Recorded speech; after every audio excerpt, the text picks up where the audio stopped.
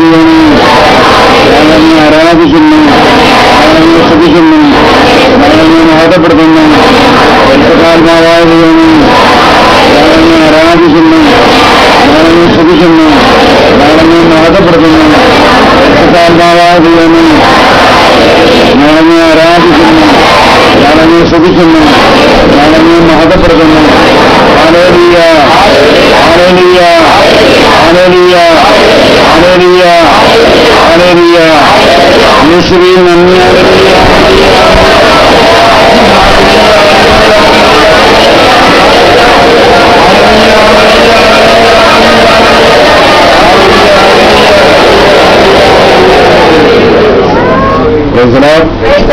Hallelujah hallelujah hallelujah.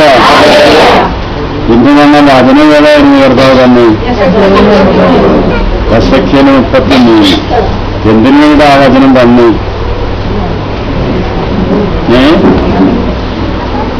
നമ്മുടെ അന്വേഷണം അനുസരിച്ച് ജീവിക്കുക അല്ലേ? ദൈവം നമ്മളോട് സംസാരിക്കുന്നത്, അരൂപിയായിരിക്കുന്ന ദൈവം രൂപത്തിൽ സൃഷ്ടിക്കപ്പെട്ടിരിക്കുന്ന മനുഷ്യനിലൂടെയാണ്.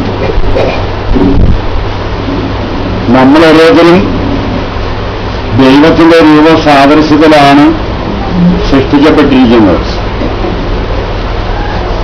എന്നാൽ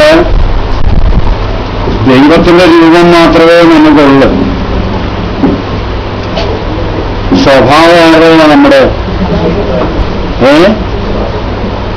വിശ്വാസിന്റെ സ്വഭാവമാണ് നമുക്കുള്ളത്. ശരിയായിട്ടുള്ള കാര്യമാണോ അത്?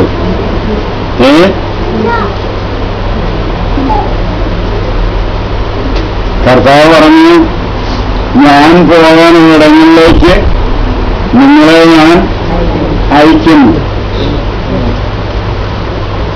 നിങ്ങളെ സ്വീകരിക്കുന്നവരാരെ സ്വീകരിക്കുമെന്ന് പറഞ്ഞു? എന്നെ സ്വീകരിക്കുന്നു. നിങ്ങളെ നിഷേധിക്കുന്നവര് ആ പിതാവിനെ നിഷേധിക്കുന്നു. Price the Lord. Hallelujah hallelujah. ഇതുവരെ നിങ്ങളോടെങ്കിലും കർത്താവിന്റെ നാമത്തിൽ പോയിട്ടുണ്ടോ? ഉണ്ടോ?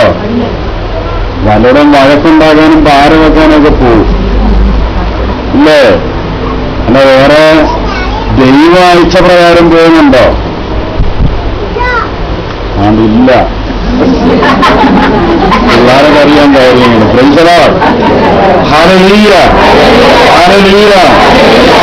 ലോകത്തിൽ നമ്മൾ വന്നപ്പോഴും നമ്മൾ കണ്ട കാഴ്ചയുടെ പുറമെ നമ്മളിങ്ങനെ ഇത് പുതുവെള്ളം കണ്ട ഊട്ട പോകുന്നവർ പോയിക്കൊണ്ടിരിക്കുക. ദൈവം എന്ത് ചെയ്യുമെന്ന് എങ്ങനെ ചെയ്യുമെന്ന് നമുക്ക് ഒരു പേടിയും ചിന്തയും നമുക്കില്ല. ദൈവമാണ് നമുക്ക് എല്ലാവിധ അനുഗ്രഹങ്ങളും തരുന്നത്. ഈ അനുഗ്രഹങ്ങളെ മേടിച്ചിട്ട് ദൈവവുമായിട്ട് ബന്ധമില്ലാതിരുന്നാൽ നമുക്ക് ലഭിക്കുന്ന അനുഗ്രഹങ്ങളിൽ അതേപോലെ തന്നെ പിൻവലിക്കപ്പെടും. ദൈവവുമായുള്ള ബന്ധമില്ലാതിരുന്നു കഴിഞ്ഞാൽ ഏത് നിമിഷവും നമുക്ക് കിട്ടുന്ന അനുഗ്രഹങ്ങൾ പിന്മാറിപ്പോകും. Praise the Lord. ഹല്ലേലൂയ. അതുകൊണ്ടാണ് കർത്താവ് പറയുന്നത്, സദാ നിങ്ങൾ ദൈവത്തെ അന്വേഷിക്കുക. എപ്പോഴും നിങ്ങൾ ദൈവത്തെ അന്വേഷിക്കണം. അപ്പം ദൈവം തന്നിരിക്കുന്ന അനുഗ്രഹങ്ങൾ നഷ്ടപ്പെട്ട് തെക്കോട്ട് അങ്ങനെയുള്ളവരൊന്നും കൈവഴിക്കുക ആരുമില്ല. കൈവെക്കാനായിട്ട് ദൈവത്തിൽ ആശ്രയിക്കാനായിട്ട് തുടങ്ങിയാൽ നമ്മളെ മനസ്സിലാക്കാൻ ദൈവമാണ് നമുക്ക് എല്ലാ കാര്യങ്ങളും ചെയ്തു തരുന്നത്. ഒരേ ദിവസം ചെല്ലുന്തോറും കൂടുതൽ അപകീർത്തിയിലേക്ക് നയിക്കപ്പെടും ദൈവത്തോട് ചേർന്ന് പോകുന്നവര്. അതുകൊണ്ട് ആ തിരുവചനം പറയുന്നത്, ദൈവഭക്തന്റെ ഭവനത്ത് യാതൊന്നിനും കുറവുണ്ടായിരിക്കുകയില്ല, ഒന്നിനും കുറവ് വരുത്തില്ല. കളപ്പീര് ഭക്തരാണെങ്കിൽ ശൂന്യമായിട്ട് ഒന്നും ഉണ്ടാകത്തില്ല. കരഞ്ഞുകൊണ്ട് വെക്കുറൊക്കെ ഓട്ടം മാത്രം. ഒന്നുമില്ലേ. അതെങ്ങനെയുള്ള ഭക്തർക്കുള്ളതാ അത്?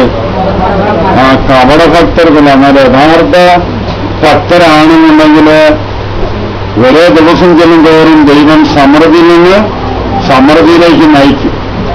വലിയ അനുഗ്രഹം. കാരണം ദൈവം നമുക്ക് വലിയ കാര്യങ്ങളാണ് വെച്ചു നീട്ടുന്നത്. അതുകൊണ്ട് പറഞ്ഞ ഒരു ചെറിയ ഒരു പൂവാണ് നമ്മൾ ചോദിക്കും ദൈവത്തോട്. ദൈവം എനിക്കൊരു പൂ തരണമെന്ന് പറഞ്ഞ് ചോദിക്കുക. ദൈവം നമുക്കൊരു പൂന്തോട്ടം തന്നെയാണ് തരുന്നത്.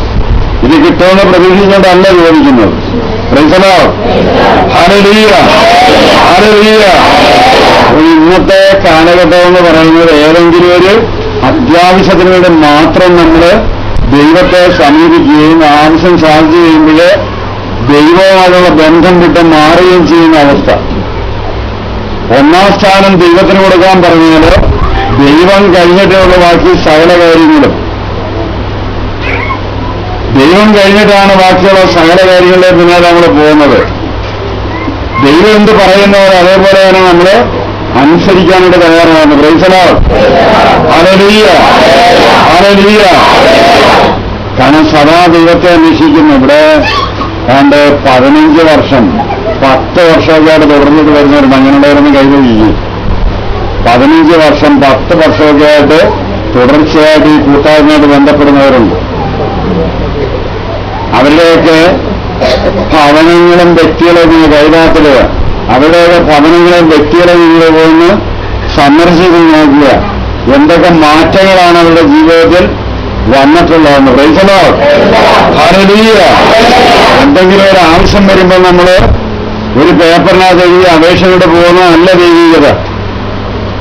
ദൈവത്തെ കണ്ടെത്താനായിട്ട് നമുക്ക് സാധിച്ചു കഴിഞ്ഞാൽ ആ ദൈവത്തെ നമ്മൾ കരസ്ഥനാക്കി ദൈവവുമായിട്ട് നമ്മൾ സദാ മുന്നോട്ട് പോകേണ്ട തയ്യാറായി. അപ്പൊ അങ്ങനെ മുന്നോട്ട് പോകാനിരിക്കുമ്പോഴാണ് എതിർപ്പുകൾ വരുന്ന. ഭർത്താവ് എതിർപ്പ് പ്രകടിപ്പിക്കും. എതിർപ്പ് മനസ്സിലായിക്കൂടെ ദൈവം നിങ്ങളുടെ കൂടെ ഉണ്ട്. എതിർപ്പിന് പോകുന്നെങ്കിൽ എന്ത് ചെയ്യും?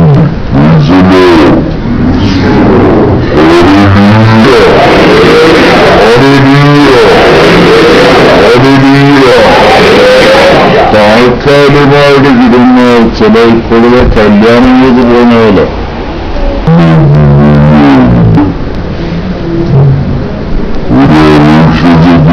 വഴി ആ പ്രശ്നം പരിഹാരമായി കഴിയുമ്പോൾ പിന്നെ ഇത് ദൈവങ്ങളുടെ ബന്ധവുമില്ല. വല്ല ബന്ധമുണ്ട? പിന്നെ ഒരു ബന്ധവുമില്ല. സദാ ദൈവത്തെ ബന്ധപ്പെടാനായിട്ടാണ് പറയും. സദാ നിങ്ങൾ പ്രാർത്ഥനയിൽ ജാഗരൂകരായിരിക്കുക. റോമാലേഖനം 12-ാം അധ്യായത്തിന്റെ 12-ാമത്തെ വാക്യത്തിൽ പറയുന്നുണ്ട്, സദാ നിങ്ങൾ ജാഗരൂകരായിട്ട് പ്രാർത്ഥിക്കുക. പ്രാർത്ഥനയിൽ നിങ്ങൾ സ്ഥിരതയുള്ളവരായിരിക്കും. നിങ്ങൾക്ക് പ്രാർത്ഥനയിൽ സ്ഥിരത ഉണ്ടോ? Price the Lord.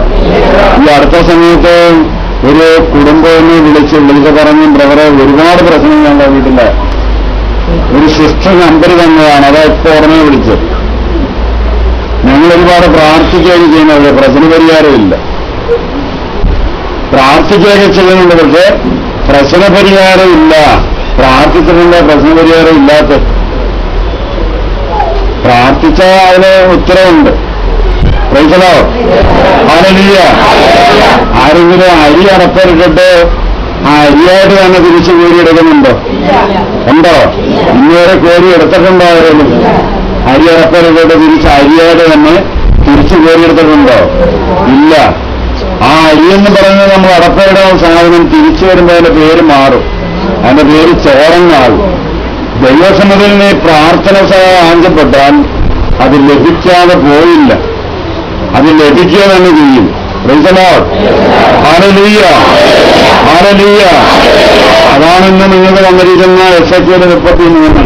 നിങ്ങളുടെ ഇടയിലൊരു പ്രവാചകൻ ഉണ്ടായിരുന്നെന്ന് സത്യമായിട്ട് നിങ്ങൾ തിരിച്ചറിയപ്പോഴാ അരി കിട്ടി എല്ലാവരും ചുരുണ്ടുകൂടി താഴെ കിടക്കുമ്പോഴേ മനസ്സിലാകും. Price the Lord. Hallelujah, hallelujah. അതുകൊണ്ടാണ് ഇവിടെ നിങ്ങൾ വരുമ്പോഴേ ഒരേ കാര്യങ്ങൾ കർത്താവ് മുന്നറിയിപ്പായിട്ട് വെളിപ്പെടുത്തും. ഇതിൽ നിന്ന് ആൾക്കാർ ചോദിച്ചിട്ടുണ്ട്, ബ്രദറെ ഈ പറയുന്ന കാര്യമൊക്കെ സംഭവിക്കുമോ, നടക്കുമോ എന്നൊക്കെ ഇങ്ങനെ ചോദിക്കാറുണ്ട്. നമ്മളവിടെ ദൈവത്തെയാണ് പരീക്ഷിക്കുന്നത്. കാരണം എസെക്കിയേൽ 3:27 ഞാൻ നിങ്ങളോട് സംസാരിക്കപ്പെടുന്നുണ്ട്, അവരും തുറക്കപ്പെടും. ദൈവം സംസാരിക്കുമ്പോഴാണ് ദൈവികമായുള്ള കാര്യങ്ങൾ. ഇനി നമ്മള് ദൈവത്തെ പോലും വെടിവെട്ടി എറിയുന്ന അവസ്ഥ നമുക്കുള്ള ഇല്ലേ? വെറുതെ ഇങ്ങനെ പോകുന്നു, തിരിച്ചു വരുന്നു, എന്തേലും കിട്ടുമെന്ന് നോക്കണില്ലെങ്കിൽ കണ്ടിക്കൂര് എന്ന നഷ്ടം. പ്രൈസലോ, മനസ്സിന് മാറ്റം വല്ലതും വരുന്നത് നമ്മൾ തയ്യാറുണ്ടോ? തീരുമാനം വല്ലതും ഉണ്ടോ? ഒരു മാറ്റവും ഇല്ല. എന്ത് മാറ്റവും നമ്മൾ വരുത്തുന്നു? കഴിഞ്ഞ ആഴ്ച കൂടെ പറഞ്ഞില്ലേ, പലിശ മേടിക്കുന്ന ആൾക്കാർ ചിന്തിച്ചുള്ളത് കേട്ടുകഴിഞ്ഞാൽ ആ നിമിഷം നിർത്തുകയാണ്, പിന്നെ മുന്നോട്ട് പോകാൻ പാടില്ല. കാരണം പലിശ കൊടുക്കുകയോ മേടിക്കുകയോ ചെയ്യുന്ന വ്യക്തികളുടെ സന്തതി തലമുറ പോലെ നശിച്ചു പോകും. രക്ഷപ്പെടത്തില്ല അവര്. അവരുടെ മക്കളൊക്കെ നശിച്ചു പോകും. എങ്ങും ഒരു സ്ഥാനത്ത് എത്തത്തില്ല അവര്. പലിശ മേടിക്കുന്ന വ്യക്തികള് അതീവ ശക്തമാണ്. അവിടെ ന്യായീകരണമൊന്നുമില്ല. ദൈവസന്നിധിയിൽ ഒരിക്കലും ഒരു ന്യായീകരണമില്ല. ദൈവം പറയുന്നത് അതേപോലെ നീ അനുസരിക്കുക മാത്രമേ. അല്ലാതെ ദൈവമേ ഞാൻ ഇച്ചിരി മേടിക്കണം, ഇച്ചിരി കൂടുതൽ മേടിക്കണം, ഒന്നും അവിടെ വിലപ്പോകത്തില്ല. അരുതെന്ന് കൽപ്പിച്ചു കഴിഞ്ഞാൽ പിന്നെ അരുത്, പോകരുത്. കാരണം നമ്മള് ഈ പലിശക്കാശ് മേടിക്കാനായിട്ട് ആൾക്കാർ വരുമ്പോൾ ഒരിക്കലും സന്തോഷത്തോടെ സമാധാനത്തോടെ തുള്ളിച്ചാടിയാണ് കാശ് കൊണ്ട് കൊടുക്കുന്നത്. എന്നാൽ നിങ്ങളുടെ പലിശ മേടിച്ചെന്നും പറഞ്ഞു. ആണോ? കരഞ്ഞും വിഷമിച്ചും നിലവിച്ചൊക്കെയാണ്. കഴിവതും കാണിക്കുന്നെങ്കിൽ കടലിന്റെ കൂടെ കയറി നിൽക്കും, കട്ടിലിന്റെ കീഴിൽ കയറിയിരിക്കും. തെറിവിളിയും പിന്നെ പറയുന്ന വാക്കുകളൊക്കെ എന്തൊക്കെയായിരിക്കും. ഇതൊക്കെ ആരെ ഏറ്റെടുക്കേണ്ടി വരുന്നു? ഏതാണ്ട് 7 തലമുറ വരെ വകുപ്പായി. 7 തലമുറ വരെ കുഞ്ഞുങ്ങളെ മന്ദബുദ്ധിയായി പോകാന്ന് മാത്രമല്ല, കുട്ടികൾ ഉണ്ടാകാൻ തടസ്സമായിട്ട് മാറും. വിവാഹമോചനം ഉണ്ടാവും. ചെല്ലുന്നവർക്കെല്ലാം പരാജയം. കാരണം അവർ വിചാരിക്കും കാശ് കൊടുത്തെല്ലാം നേടാമെന്ന് ചിന്തിക്കും. കാശ് കൊണ്ടൊരു ഉപയോഗം ഉണ്ടാകത്തില്ല. കാരണം അനേകരുടെ കണ്ണുനീരിന്റെ ആ ഫലമാണ് ഇതിന്റെ പെട്ടിയിലിരിക്കുന്നത്. അതുകൊണ്ടാണ് ഒരു പലിശക്കാരി ഇവിടെ ചെന്നോട് പറഞ്ഞു, ബ്രദറെ ഇത്ര അറ്റാക്ക് ഉണ്ടോ? ആശുപത്രിയിലോട്ട് ചെല്ലുമ്പോൾ എന്തുമാത്രം കാശ. ഇപ്പൊ ഞാൻ 2 ലക്ഷം രൂപ കൊടുത്തേച്ചാ എന്തോ വന്നത്. ആളുടെ കാശാത് 2 ലക്ഷം രൂപ കൊടുത്ത ആളുടെ പറയുന്ന കേട്ടായിരിക്കും അവര് കല്ലുകുരി ഉണ്ടാക്കിയതാണെന്ന്. വല്ലവനെയും ചെറിയ വിളിച്ച് ഇടിച്ചു വീഞ്ഞ് മേടിച്ചത്. അതുകൊണ്ടായി മക്കളും കൊച്ചുമക്കളും എല്ലാം നശിച്ചു പോകുന്നു. രക്ഷപ്പെടത്തില്ല അവര്. 1 രൂപയെങ്കിലും ആരുടെയെങ്കിലും നിങ്ങളെ സംശയമുള്ളവർ വീട്ടിൽ ചെന്നിട്ട് ലൂക്കായുടെ സുവിശേഷം 6-ാം അധ്യായത്തിന്റെ 27 മുതലുള്ള വാക്യം വായിച്ചു നോക്കുക. അതിലാദ്യം തന്നെ പറയുന്നുണ്ട്, തിരിച്ചു കിട്ടുമെന്ന് ഓർക്കാതെ കടം കൊടുക്കുകയും. തിരിച്ചു കിട്ടുമെന്ന് ഓർക്കാതെ നിങ്ങള് കടം കൊടുക്കുക. പലിശ മേടിച്ചു കൊടുക്കാനാണ് പറഞ്ഞിരിക്കുന്നത്. അതില് അപ്പൊ പലിശ മേടിച്ചാലോ വകുപ്പെന്തുവാ? എന്തായിട്ട് തീരും? അതുകൊണ്ട് തന്നെ നീ നശിക്കും, രക്ഷപ്പെടത്തില്ല. സന്തതി പരമ്പര പോലും നശിച്ചു. എവിടെ കൊണ്ട് ഓടിയാലോ എന്നും രക്ഷപ്പെടത്തില്ല. Praise the Lord. Hallelujah, hallelujah, hallelujah. പലിശക്കാശ് മേടിച്ച് കല്യാണം കഴിച്ചു വന്ന പെൺമക്കളെ അവസാനം കമ്മിനോടുകൂടി അവരെ സമീപിക്കാറുണ്ട്. പൊക്കാൻ വയ്യാത്ത രീതിയിൽ വളയും മാലയും കമ്മിലൊക്കെ ഇട്ട് കൊടുത്തു വിടും. വിട്ടുകൊടുക്കുന്ന പോലെ ഓരോന്നോരോന്ന് ഊരാൻ തുടങ്ങി. ഊരും. അവസാനം ഒന്നുമില്ലാതാവും. കുടുംബജീവിതം പോലെ അവർക്ക് നിഷേധിക്കപ്പെടില്ലാതാകും. കാരണം ആകെ മുതലാണ് കൊടുത്തിരിക്കുന്നത്. കണ്ണുനീരിന്റെ മുതലാണ് കൊടുത്തിരിക്കുന്നത്. മാതാപിതാക്കൾ ചെയ്ത പാപത്തിൽ ആരുകൂടെ ഉയർന്നു. അതിനിപ്പം ബ്ലേഡ് പരിപാടി എന്താ പറയുന്നത്? ജോലി എന്താ? ബിസിനസ്. എന്താ ബിസിനസ്? ഗോൾഡ് ബിസിനസ് ഇല്ലേ? പലിശ നടത്തുന്നതിന്, പലിശ മേടിക്കുന്നതിന് ബിസിനസ് എന്നാ പറയുന്നത്. എന്നിട്ട് ഈ പലിശക്കാരന്മാരുടെ വീട്ടില് ആദ്യം കയറി ചെല്ലുമ്പോൾ കാണും ഒരു തിരുക്കുടുംബത്തിന്റെ ഫോട്ടോ. തിരുക്കുടുംബക്കാരൻ ഏറ്റെടുത്തത് വകുപ്പ്. രക്ഷപ്പെടുന്ന ചരിത്രമില്ല. ഒരുപാട് പേരിവിടെ ഉണ്ട്, ഒരുപാട് പേര് നിർത്താനുള്ള തീരുമാനം കിടക്കുന്ന നിർത്തിയിട്ട് മാറിയിട്ടുള്ളവര് രക്ഷപ്പെട്ട് കണ്ടിട്ടുണ്ട്. നിർത്താതെ മുന്നോട്ട് പോയിട്ടുള്ളവര് വീണ്ടും വീണ്ടും വീണ്ടും വൻ തകർച്ചയിലേക്കാണ് അവർ എത്തുക. താൽക്കാലിക ഒരു ആശ്വാസം ഉണ്ടാവും, പിന്നെ അവർക്ക് ഇവിടുന്ന് ഒരുപാട് പേര് പോയിട്ടുണ്ട്. ഒരാഴ്ച രണ്ടാഴ്ച പ്രാർത്ഥിക്കുന്നവർ പിന്നെ ഏരി വന്നിട്ടില്ല അവർ. കാരണം പലിശ മേടിക്കുന്ന വകുപ്പുകാര് ഇങ്ങോട്ട് വന്നിട്ടില്ല. കാരണം ഇവിടെ അതിനെതിരായിട്ടാ പറയുന്നത്. കേൾക്കാൻ പറ്റുന്ന കാര്യമാണോ? അധ്വാനമില്ലാതെ പൈസ കിട്ടുന്നതാണ്, അത് മേടിക്കാതിരിക്കാൻ പറ്റത്തില്ല. Price the Lord, hallelujah.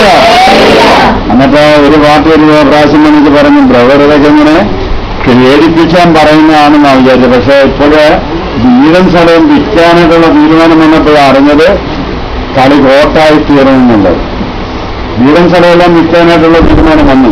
അവരെ പ്രതീക്ഷിക്കാതെ ജപ്തി നോട്ടീസ് എന്ന് പ്രതീക്ഷിക്കാതെ ഏതാണ്ട് 25 ലക്ഷം രൂപ ഉടനെ അടയ്ക്കണം എന്ന് പറഞ്ഞ് പിന്നെ ഒരു പൈസ മേടിച്ചിരുന്ന വ്യക്തികളും ബാങ്കിൽ നിന്നും നോട്ടീസ് കൊടുത്ത് അവസാനം അവര് പറഞ്ഞത് ഇങ്ങനെയൊക്കെ ആകുമെന്ന് ഒരിക്കലും അറിഞ്ഞില്ല.